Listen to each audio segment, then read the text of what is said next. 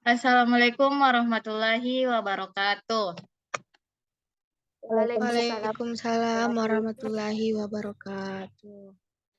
Kami dari kelompok 6 ingin mempresentasikan materi tentang kesulitan yang dihadapi para akuntan dalam pengendalian kerahasiaan dan privasi. Adapun anggota kelompok kami, yaitu saya sendiri Ardiana Marmul, Rizka Yuliana, Siti Hadijah, Kamelia Sukardi, Sasmita Dewi, Rizka Rahmat, dan Septiana Anugrah S. Nah, kita masuk dalam materi. Materi pertama yaitu kerahasiaan, di mana terdapat masalah kerahasiaan. Manajemen mengidentifikasi informasi yang sensitif dan perlu untuk dilindungi dari pengungkapan tidak sah. Biasanya hal-hal yang masuk di dalamnya adalah rencana bisnis, strategi harga, dan dokumen resmi.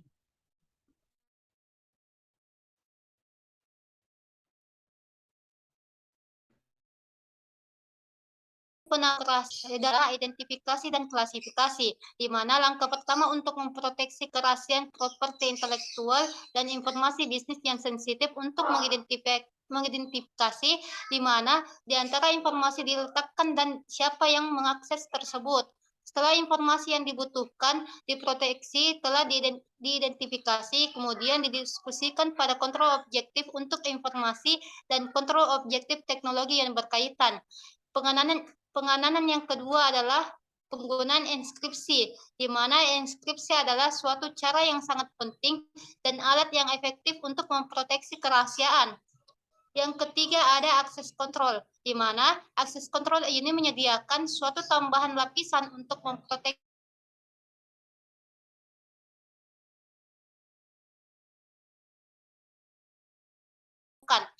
Yang terakhir training, di mana kontrol yang penting untuk menjaga kerahasiaan. Karyawan harus tahu apa informasi mereka dapat share dengan orang luar dan apa informasi dibutuhkan untuk diproteksi. Mereka juga harus diajarkan bagaimana memproteksi data rahasia.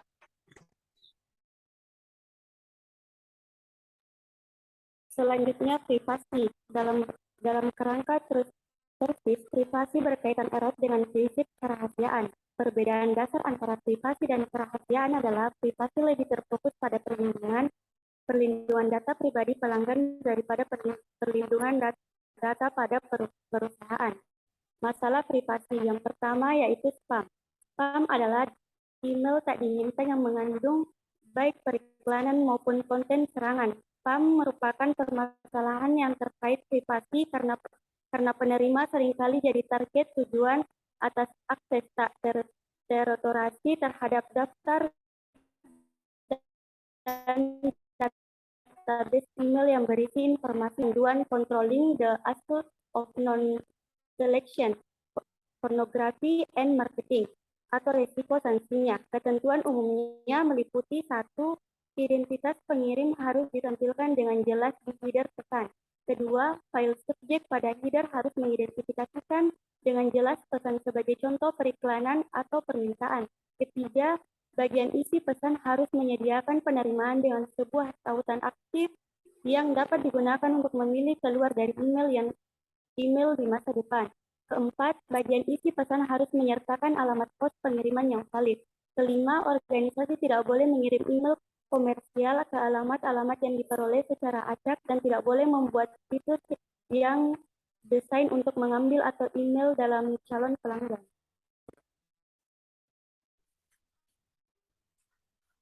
Selanjutnya, pencurian identitas.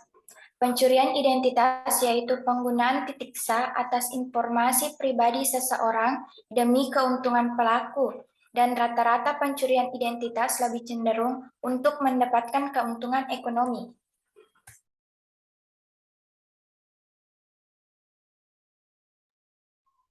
Baik, selanjutnya penanganan dalam privasi. Penanganan dalam privasi ada 10. Yang saya akan jelaskan ada 3. Yang pertama, manajemen. Organisasi perlu membuat satu set prosedur dan kebijakan untuk melindungi privasi informasi pribadi yang mereka kumpulkan dari para pelanggan.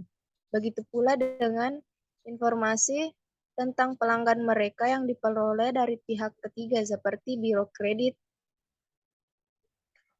Yang kedua, pemberitahuan.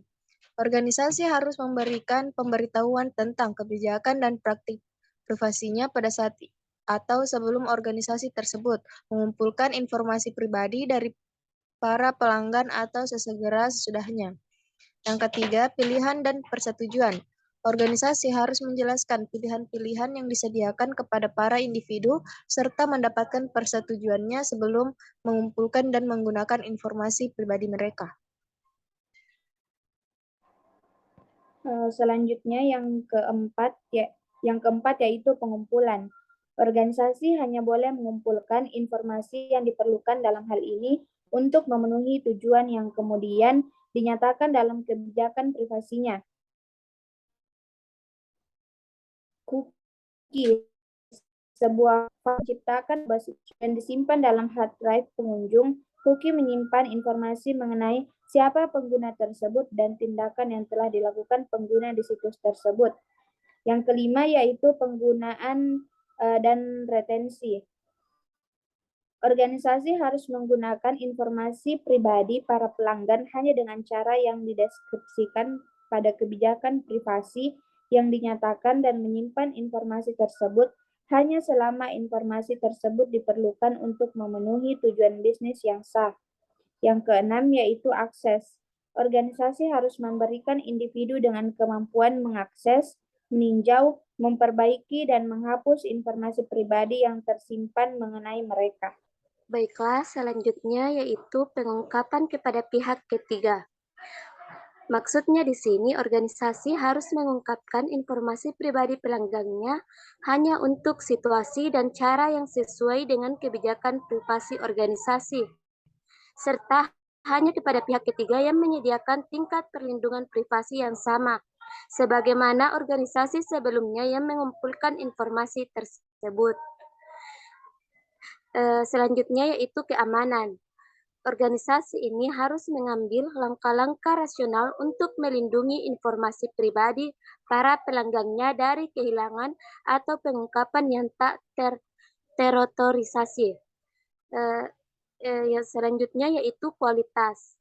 Organisasi harus menjaga integritas informasi pribadi pelanggannya dan menggunakan prosedur yang memastikan informasi tersebut akurat secara wajar.